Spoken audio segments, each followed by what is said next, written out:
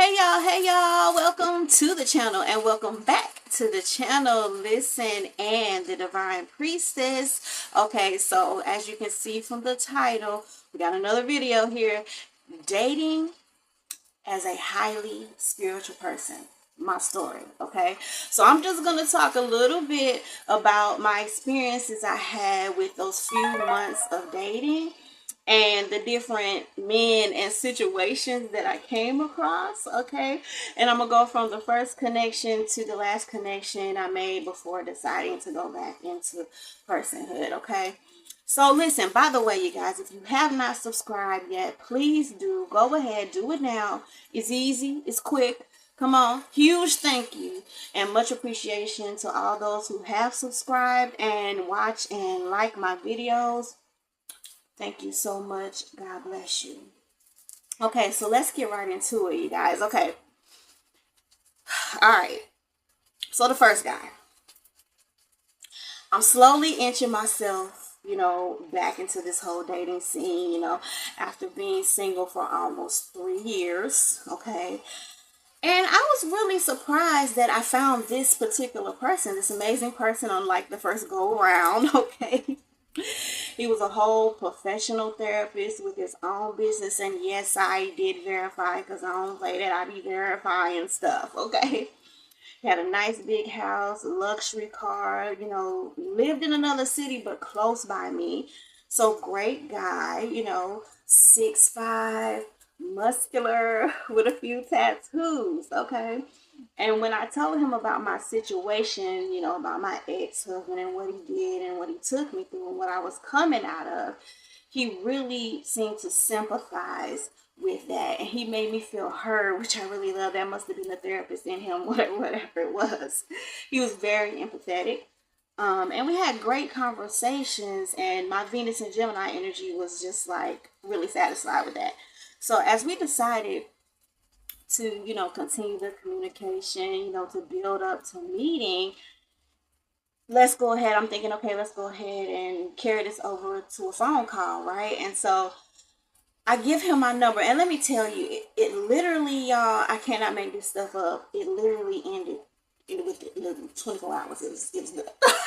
Like, we went from like 2 weeks of conversing through the app and whatnot, and then decided to exchange phone numbers. And the text convo was going great, right? At first, it was going great. Then he asked me a question. He was like, "Oh, what are you about to do now? What are you about to do?" And I said something like, "Cook me some dinner, then study for this certification that I needed to get done."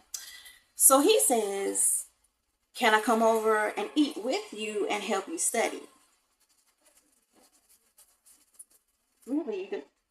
So I paused and I was like, "Come eat with me and help me study?" And now I'm thinking to myself, okay, you haven't had, sex in like almost 3 years.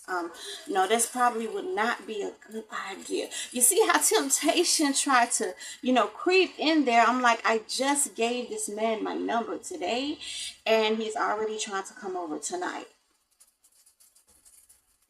So I'm like, oh my God, he's speaking my language. He's talking about coming to eat, help me study. Oh, but then I was like, you know what? You barely know him.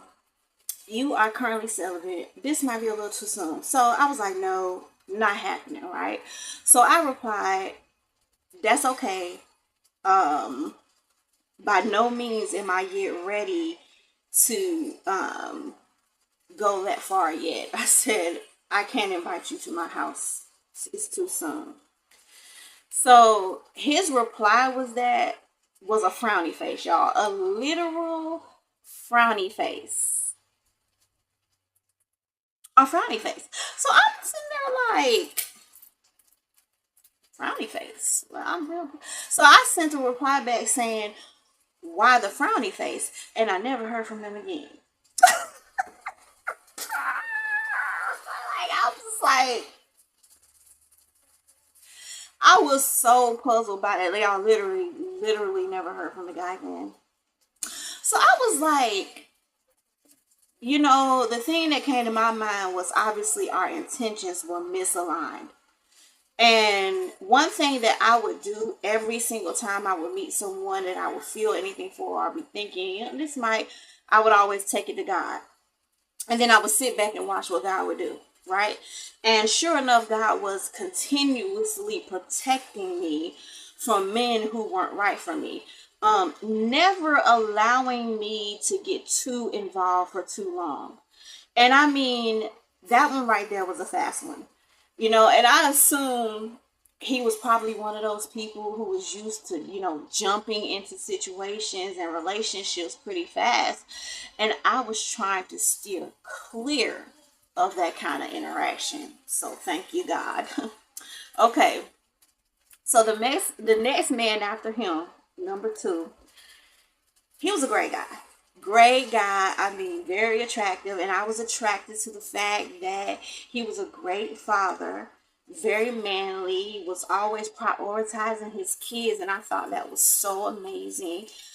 He had a very interesting professional athletic past, which I found intriguing. And yes, I looked into it. He was legit.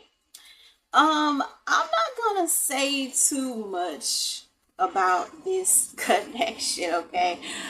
But I will say he was the first one to take me on an actual date, which was really nice. And he was the first person to make me feel like, oh, I can be in a relationship again. It is possible after a divorce.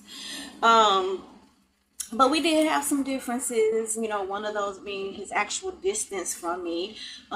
Same state but different city, not too far, but then again, yes, it is for back and forth and all of that. So that was the issue, with the drive time. And the other thing was that, I was still celibate. I was dating, but definitely still celibate, and was also trying to figure that out and trying to figure out, how was I going to navigate through that, as a celibate woman? How am I going to navigate through dating as a celibate woman? So I was still trying to figure that out. And oftentimes the energy of that would come up between us, and so that would create just a little bit of tension. And then at times we would have like heated discussions over like religion and spirituality, which there was this big part of me that just didn't like that. Um, so our decision to not go any further was pretty mutual, non-eventful, a slow tapering off until it was nothing. No type of hard feelings there are at all because we are cordial. Yeah, we're cordial. So the next guy, guy number three, oh wow, like I really felt something for this person right here. And to be honest, I do understand why there was purpose there for sure, why there was connection there for sure. The things I really liked about him was that he was a great father to his kids, a family man, extremely fine, extremely fit, yes. Caramel complexion, some bedroom eyes, just ooh. Owned his own business, which I loved. A very ambitious man, but still had a great sense of kindness, a little bit of humbleness to him, just a little. um, he also knew the Bible back and forward, which was impressive to me because he could really call out some scriptures, and I loved that. And on top of that, he already knew his sun, moon, and rising sign, and I was impressed. Okay, I was like, "Oh, he the one, oh, he the one, right?" But and he accepted me for all the things that I came with it as well, and so it was a great connection.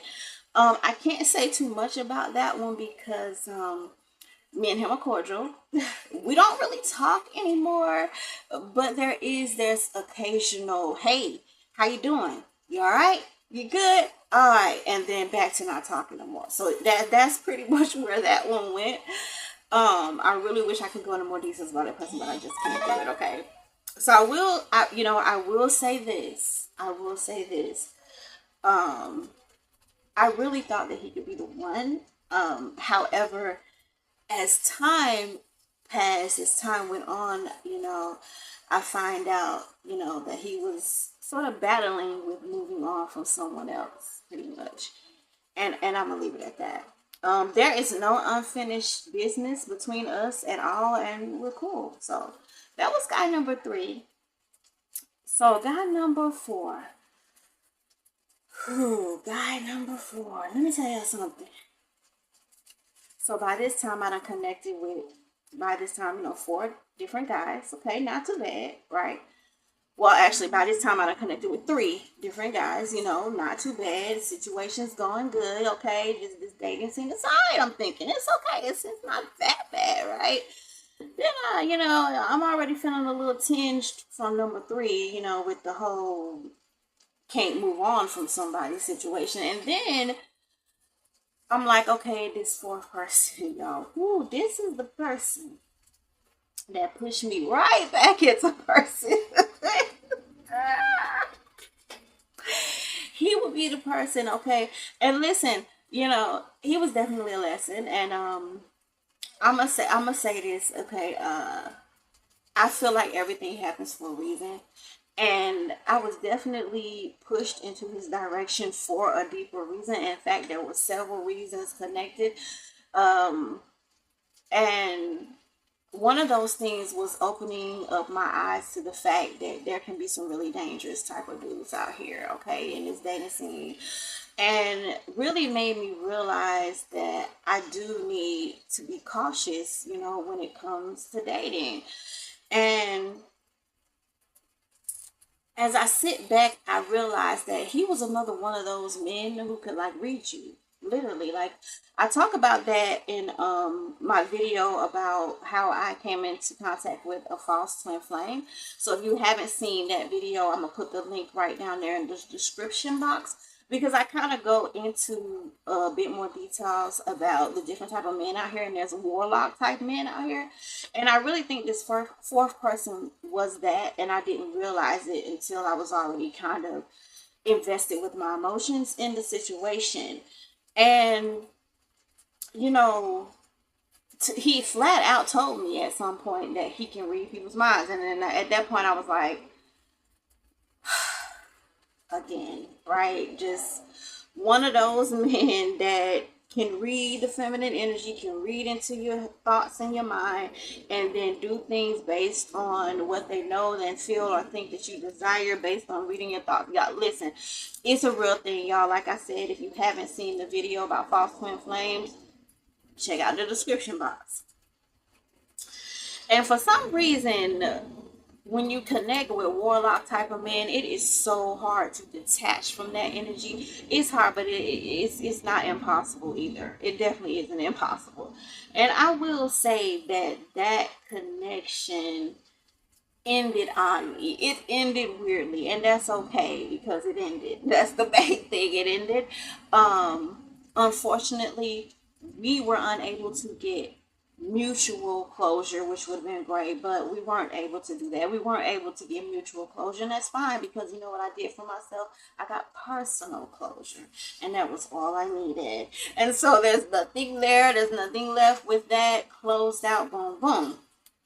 So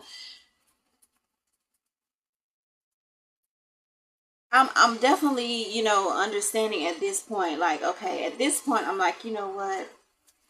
I might need to take a step back and reevaluate my heart, my soul, and my desires. Like let's I'm like, and let's sit back and reevaluate this, okay? Because wow, you've been running into some interesting things here.